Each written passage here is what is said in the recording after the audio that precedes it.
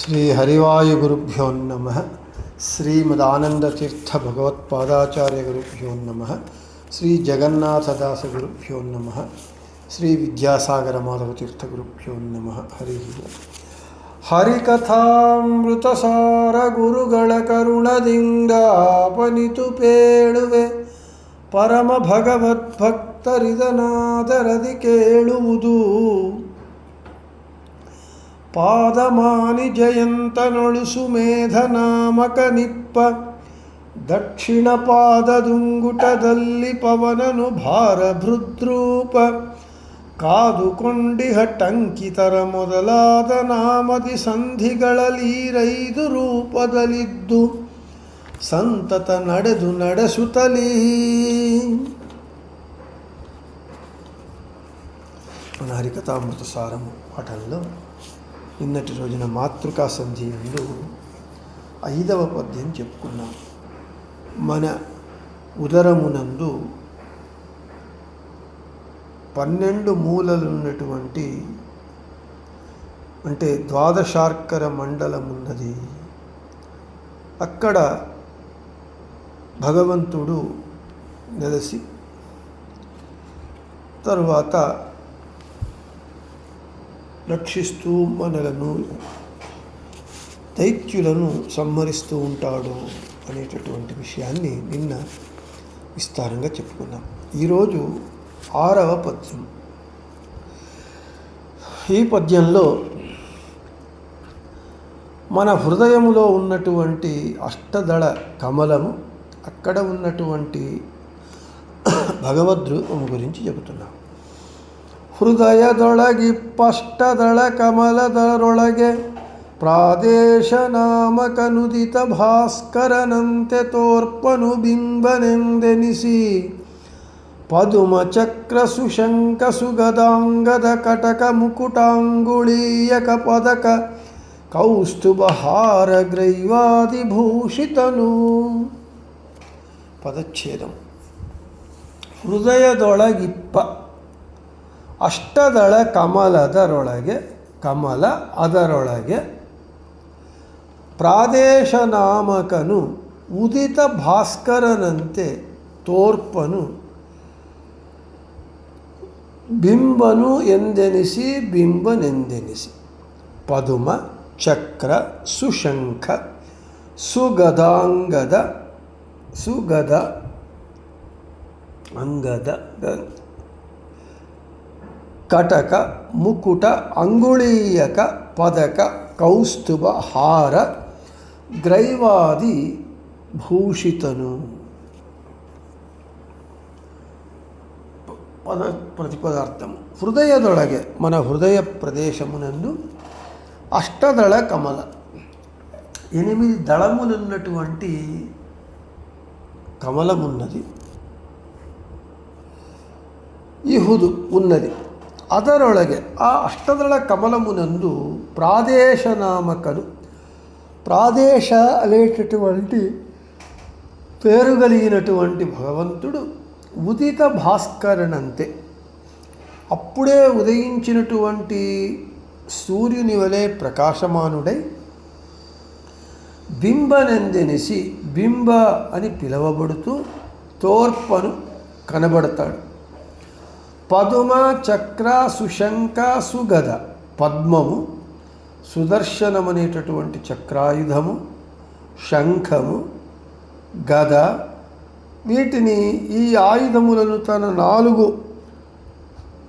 హస్తములందు ధరించి, చేతులందు ధరించినటువంటి వాడై, కటక చేతికేసుకునేటటువంటి కంకణము, అంగద భుజకీర్తి, ముకుట కిరీటము, అంగుళీయక వేళ్లకేసు ఉంగురములు,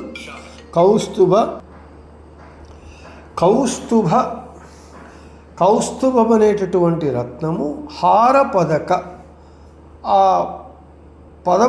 పదకములతో కూడుకున్నటువంటి మాలలు, గ్రైవేయ కంఠమును ధరించేటటువంటి ఆభరణము, ఆదిభూషితం, వీటి చేత భూషితుడైనటువంటి వాడు, అలంకృతుడైనటువంటి భగవంతుడు. ఎక్కడ మన హృదయములో అష్టదళ కమలమునన్నున్నాడు అని చెప్తున్నారు. తాత్పర్యము: మన హృదయము ప్రదేశమునందు 8 దళముల కమలమున్నది. దానిలో ప్రాదేశనామక భగవంతుడు అప్పుడే ఉదయించినటువంటి సూర్యునిలే ప్రకాశమానుడై బింబము అని పిలువబడుతూ ఉన్నాడు. అతను పద్మము, చక్రము, శంఖము, గద ఈ ఆభరణములను 4 చేతులందు ధరించి, కంకణము, చేతికి ధరించే కంకణము, భుజకీర్తి, కిరీటము, ఉంగురములు, కౌస్తుభమనేటటువంటి రత్నము, పదకయుక్తమైనటువంటి మాలలు, కంఠాభరణములను ధరించి అలంకృతుడై ఉన్నాడు ఎక్కడ? మన హృదయ అష్టదళ కమలమునందు అని చెబుతున్నారు. ఇక్కడ ఇక వ్యాఖ్యానకారులు మనకు చెబుతూ ఉన్నారు. సత్తత్వరత్నమాలయందు మనకు ప్రమాణాన్ని ఇస్తూ ఉన్నారు.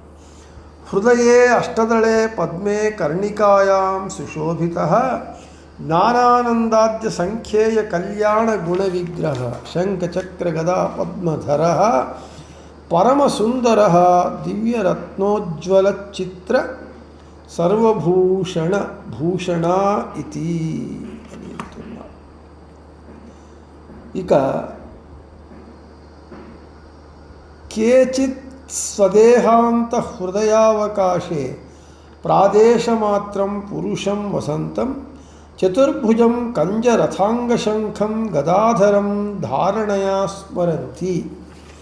ఈ ప్రమాణములలో చెప్పినటువంటి విషయాన్నే మనకు జగన్నాథదాసుల వారు చెబుతున్నారు. సంకర్షణ వడయ తీర్థుల వారు వ్యాఖ్యానం చేస్తూ ఉన్నారు. మన హృదయమునందున్నటువంటి అష్టదళ కమలము యొక్క కర్ణిక అంటే ఆ మధ్య పుప్పడి రేణువులు ఉంటాయి కదా, అక్కడ మూలేశ నామక భగవంతుడు ఉంటాడు. వాడు అష్టభుజములు కలిగి జాగ్రత్తావస్థ ప్రేరకుడు అయి ఉంటాడు. ఆ మూలేశనామక భగవంతుని పైన జీవాకారుడై అగ్రేశనామక భగవంతుడు ఉంటాడు. అతడు స్వప్నప్రదుడై ఉంటాడు. తరువాత ప్రాదేశనామకుడు చతుర్భుజములు కలిగి ఉంటాడు, నిద్రాప్రదుడై ఉంటాడు. 3 బింబరూపి భగవద్రూపములు మన హృదయములో ఉంటాయి. ఇప్పుడు అందులో ఈ ప్రాదేశనామక భగవంతుని గురించి ఇక్కడ చెబుతూ ఉన్నారు. ఇక మనకు ఈ మూలేశ, అగ్రేశ, ప్రాదేశ అని చెబుతూ ఉన్నారు. ఈ మూలేశ భగవంతుడు మనకు ఏ స్థాయిలో ఎలా ఉంటారు భగవంతుడు అని మనకు చెబుతూ ఉన్నారు. మూలేశనామక భగవంతుడు అంగుష్టాగ్ర, మన బొటన వేలి అగ్రభాగము ఎంతనో అంత. తరువాత అగ్రేశనామక భగవంతుడు అంగుష్టము, మన చేతి బొటన వేలు పరిమాణంలో. ప్రాదేశ అంటే మన బొటన వేలు చూపుడు వేలును బాగా మనం వెడల్పు చేస్తే, విడదీస్తే, ఎంత సాధ్యమవుతుందో అంత విడదీస్తే, ఆ విడదీసినప్పుడు బొటన వేలుకు చూపుడు వేలుకు ఉన్న మధ్య దూరం ఉన్నది కదా, అది ప్రాదేశము. ఆ పరిమాణంలో మన ఈ హృదయ కమలంలో ఈ 3 భగవద్రూపములు ఉంటూ ఉన్నాయి. మూలేశ భగవద్రూపానికి అష్టదళములు, అష్టదళ భుజములు, జాగ్రత్తావస్థ కారకుడు ప్రదుడు. అగ్రేశుడు జీవాకారుడై స్వప్నప్రదుడై ఉన్నాడు. ప్రాదేశము భగవంతుడు చతుర్భుజుడై నిద్రాప్రదుడై ఉన్నాడు.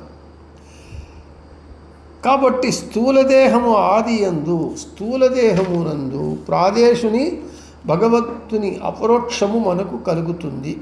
కాబట్టి ఇక్కడ ఆ ప్రాదేశనామక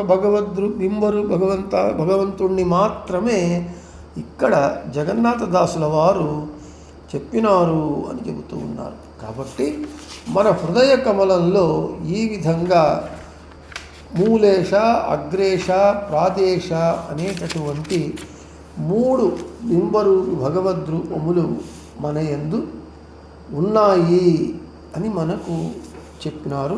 ఈ విధంగా మనం మన హృదయ కమలంలో ఉన్నటువంటి చతుర్భుజ యుక్తుడైనటువంటి ప్రాదేశనామక భగవంతుణ్ణి మనం ఉపాసన చెయ్యాలి